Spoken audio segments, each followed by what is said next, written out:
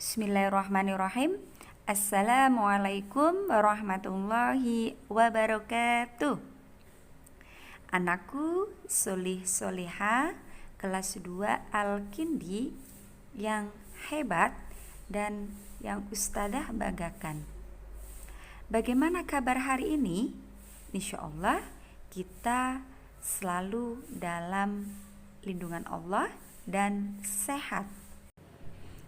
Anak-anakku, pada pagi hari ini kita akan belajar tematik, yaitu tema 2, subtema 3 dan 4, muatan pelajaran bahasa Indonesia KD 3.2 dan 4.2. Baiklah, sebelum kita mulai pelajaran, ketika berdoa terlebih dahulu ya. Semoga dengan kita membaca doa, Allah Subhanahu wa Ta'ala memberikan keberkahan kepada kita. Ucap basmalah. Bismillahirrahmanirrahim. Oke. Kali ini Ustadzah akan memberikan materi, yaitu tentang mencari informasi melalui teks atau pengamatan gambar. Informasi dapat kita peroleh dengan pengamatan gambar, atau bisa kita dapatkan dengan teks bacaan dengan cara membuat pertanyaan-pertanyaan. Lantas, apa saja kata tanya yang bisa kita gunakan untuk membuat daftar pertanyaan-pertanyaan? Yaitu ada 7. Yang pertama, kata apa. Kedua, siapa. Ketiga, di mana. Keempat, berapa. Kelima, kapan. Keenam, mengapa. Dan yang terakhir, bagaimana. Sehingga dengan kita membuat daftar pertanyaan-pertanyaan, maka kita akan lebih mudah mendapatkan informasi. Kemudian materi selanjutnya yaitu menjelaskan makna kosakata pada keragaman wujud benda. Sebelumnya kita sudah pernah belajar bahwa wujud benda itu ada 3, yaitu benda padat yang mempunyai contoh meja, kursi, net, tribun, piring, sendok, dan lain sebagainya. Kemudian yang kedua, wujud benda cair. Apa contohnya? Ada air dalam gelas, sirup dalam botol, kecap dalam botol, sampo dalam botol, dan lain sebagainya.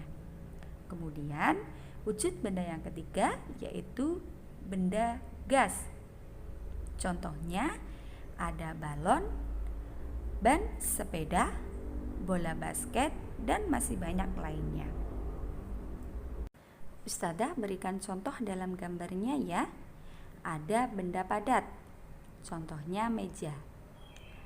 Benda padat mempunyai bentuk dan ukuran yang tetap, tidak berubah saat dipindahkan. Benda cair, contohnya air di dalam gelas.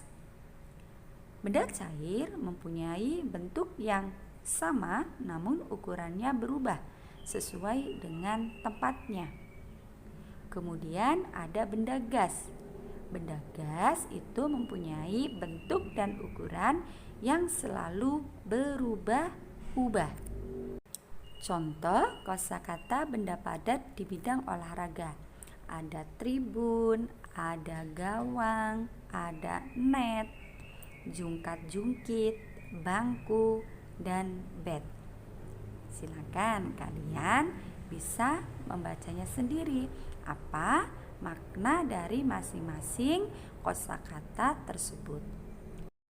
Anak-anakku, setelah kita belajar kalimat tanya, kosakata dan makna keragaman benda, maka kita bisa membuat cerita.